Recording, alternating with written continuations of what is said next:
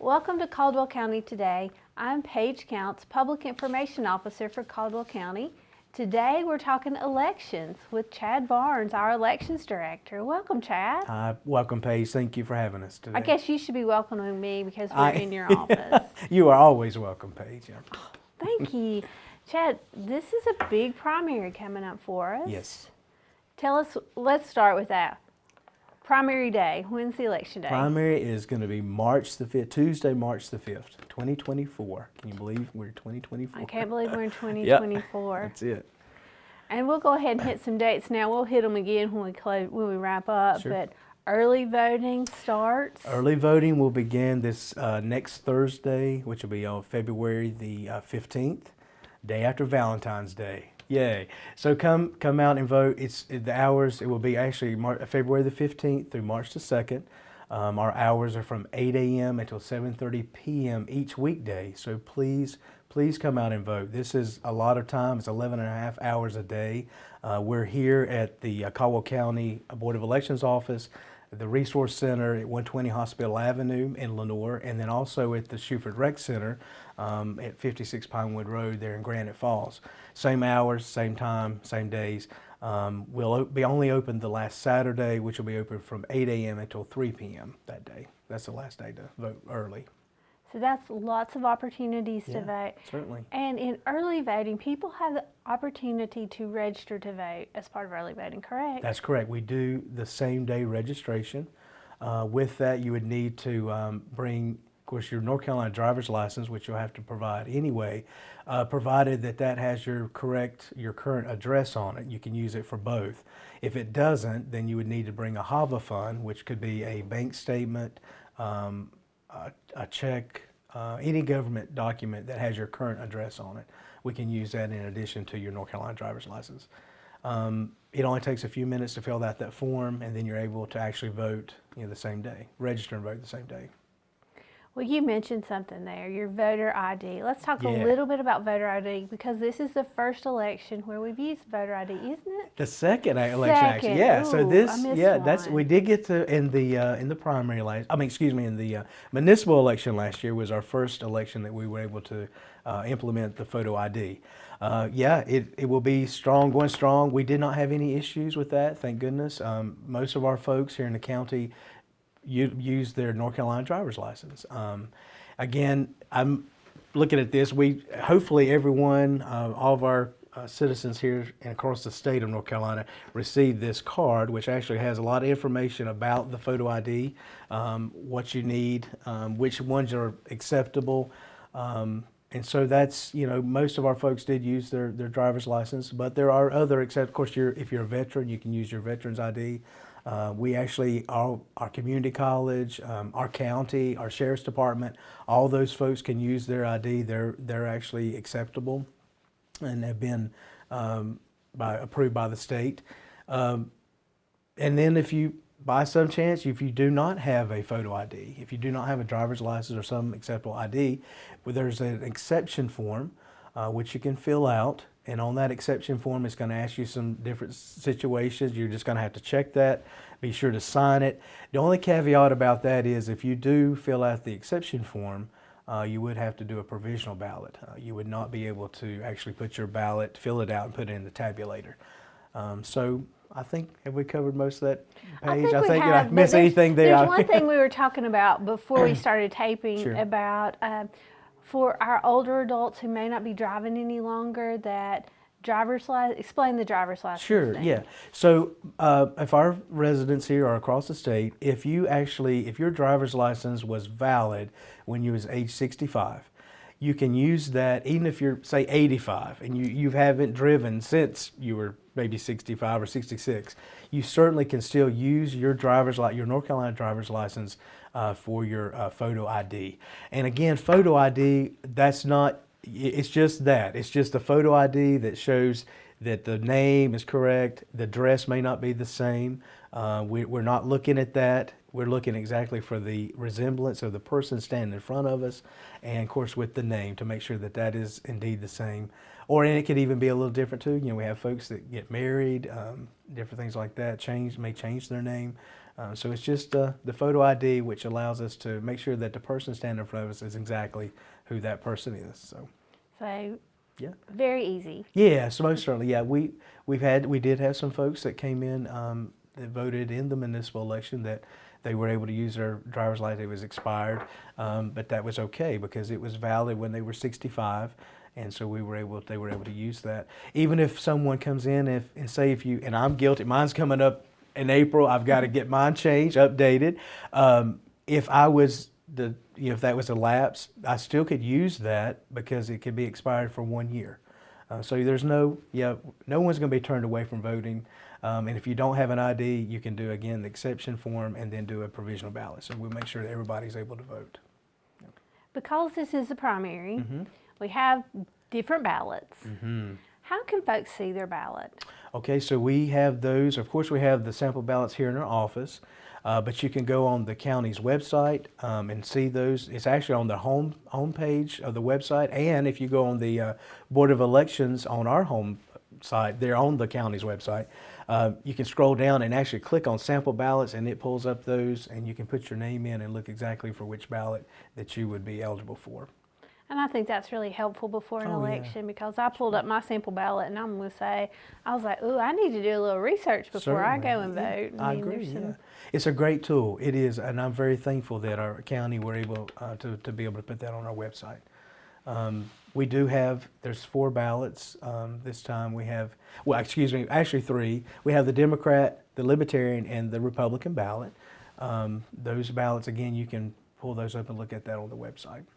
And since you mentioned the 3 types of ballot, obviously, if you're registered to a party, that's the ballot you receive. So if you're Democrat, you get the Democratic ballot. If you're Republican, you get the Republican ballot, etc. But if you're unaffiliated, how does that work? So an unaffiliated voter actually is given the choice. They can choose between the Democrat, Libertarian, or Republican ballot. Those are the 3 that we have this time. You're given that opportunity. North Carolina is a semi-open. We have a semi-open primary, so that allows folks to be able to make that choice if they are unaffiliated. But like you just mentioned, if you are registered as a Democrat or registered as a Republican, that is indeed the ballot that you'll receive for voting purposes. Yeah. So just keep that in mind as you're looking at your ballots. And if you're unaffiliated, check out both and see which one you want. I agree. And again, that's where that tool comes in handy because that way you can look at each one. And so when you come in to vote, you know exactly which ballot that you, because of our poll workers our early voters and poll workers are going to ask you which ballot, if you're unaffiliated, which ballot that you would like to vote. So that's great if you can come in and say, I want this ballot or this ballot. Right, that's very helpful. Yeah, it is. It moves things right along. Yeah. Moves them right along. Sure. And sometimes that may be important. I hope we have long lines at our polls this year. Yeah, we hope folks do get out and vote. It's so important. Well, I'm jumping off script there a little bit, but voting is always important. But our primary elections, the primary actually allows you're voting for the person that you want to go on the general ballot. So it's very important. Yes, every election is. It is, and I'm going to go ahead and talk about some election day things because early voting takes place at Shuford Rec and here at the lower level of the library. Right.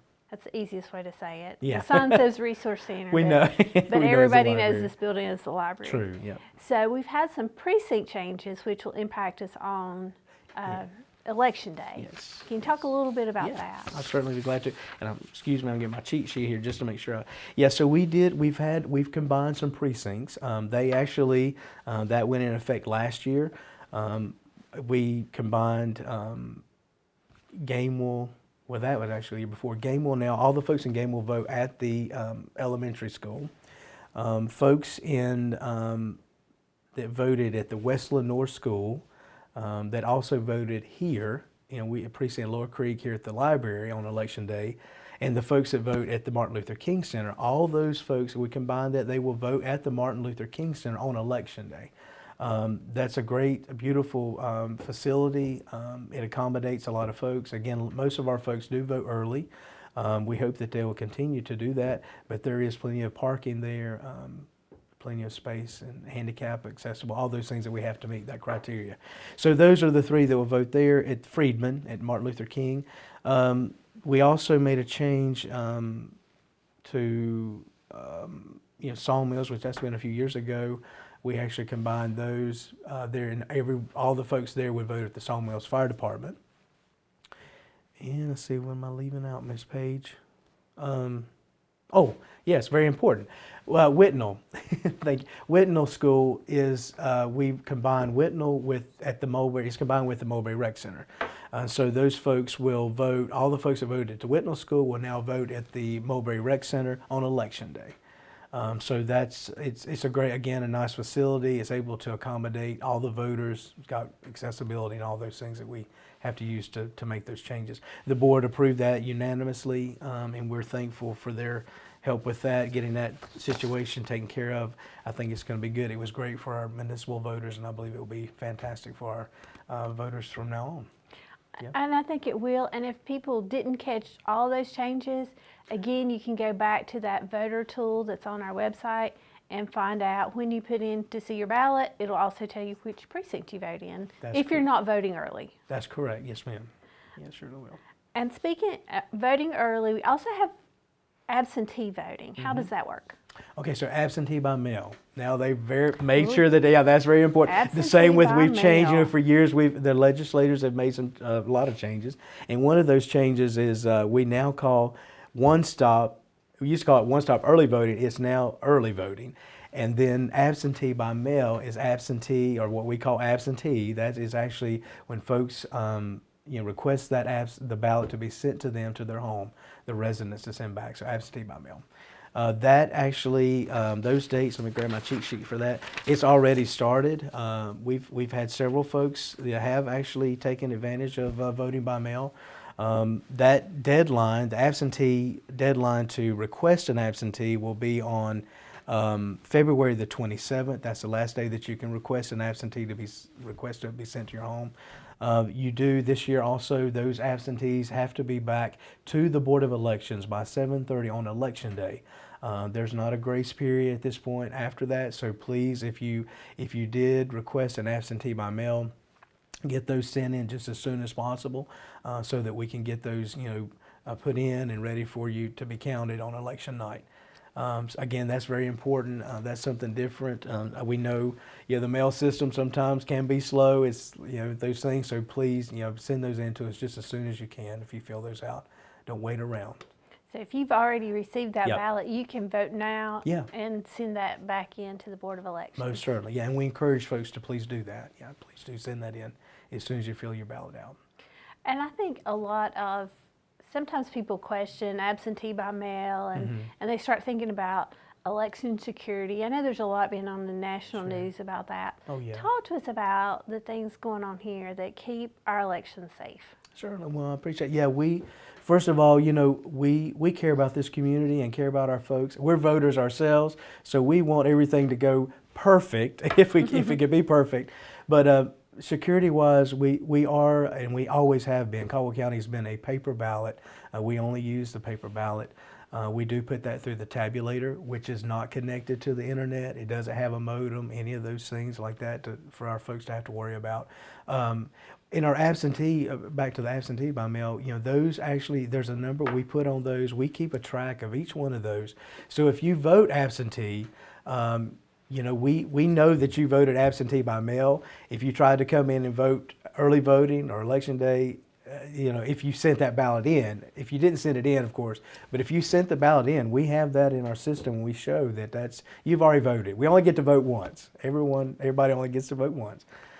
So those things are, there's a lot of things put in place there to make sure that our elections are safe and secure and accurate. That's what we want here in the county, and I feel confident in that.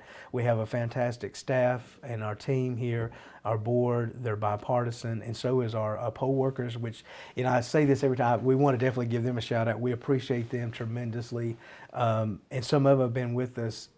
I know of two that's been with us 50 years. That's a long time to help and care about this community and the voting process.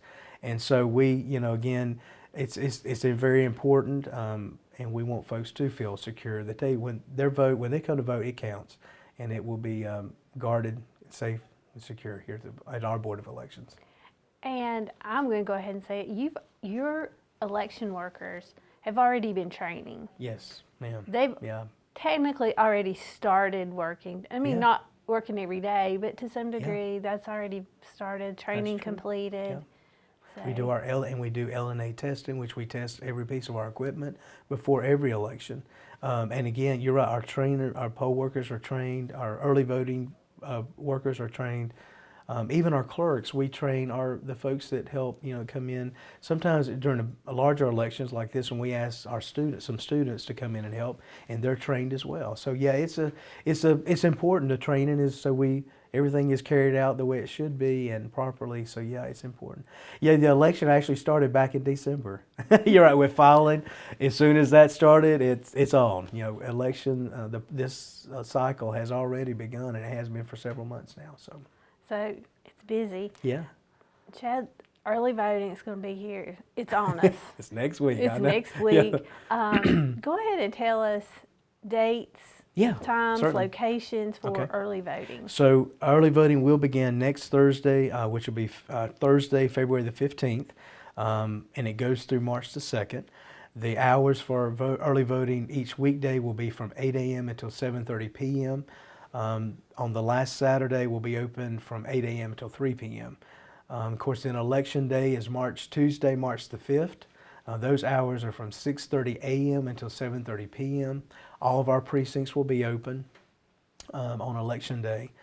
Then let's see date. I think that's all the dates and times really for this coming up primary election. After that, of course, we have canvass, and that will be on the 15th of March, actually. Since you mentioned it, I'm going to ask you to explain it. What's canvass? Canvass is canvass is when the board meets after the election. Everything, they go through all our ATV forms, all the ballots, ballot reconciliation. They count, make sure that every ballot that we use or send out to the precinct comes back in some form or fashion and is accounted for. Whether that is a voted ballot, a provisional ballot, a used ballot, a spoiled ballot, all those, every ballot that we send out comes back to the office. So what they do on canvass, they make sure that everything is accounted for, that all the votes are counted, that ATV forms, everything lines up, that it's the way it's supposed to be, and then that's when they certify the election, and then it goes to the state and they certify the election. Their canvass will be 2 weeks after that.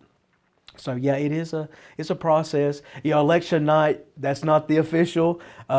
Canvass is also when we count provisional ballots that we have on election day.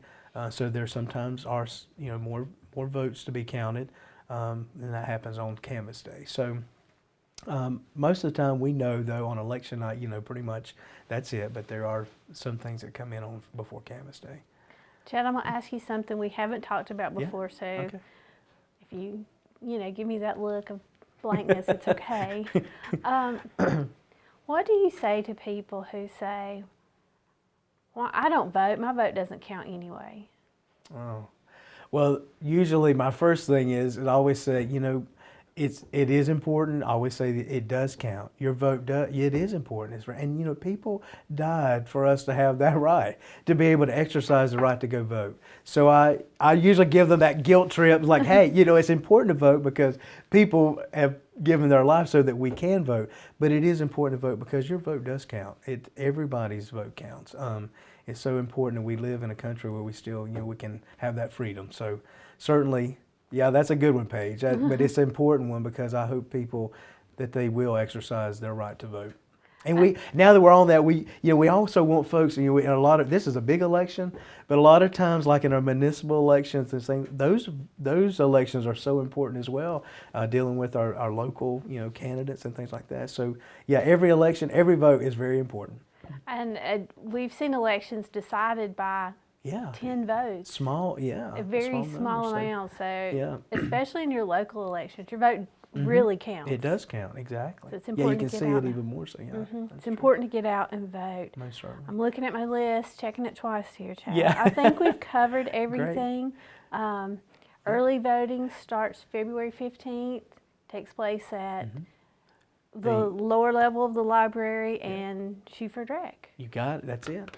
And then hours are the same. And two, we want to encourage folks, please come out and vote. You know, again, we're here 11 and a half hours from 8 until 7:30, plenty of time. You can go grab dinner and come vote even, or before or after. So yeah, take advantage of that, because it is, you know, it's an opportunity that really is good. You can work around your schedule. We're here. We're glad that we're able to be here those hours so folks can come out and vote. Chad, thank you for your Paige. time today, and thank you and your staff for all you're doing for our electoral process. We appreciate you. Thanks for having us today. And thank you for watching Caldwell County Today.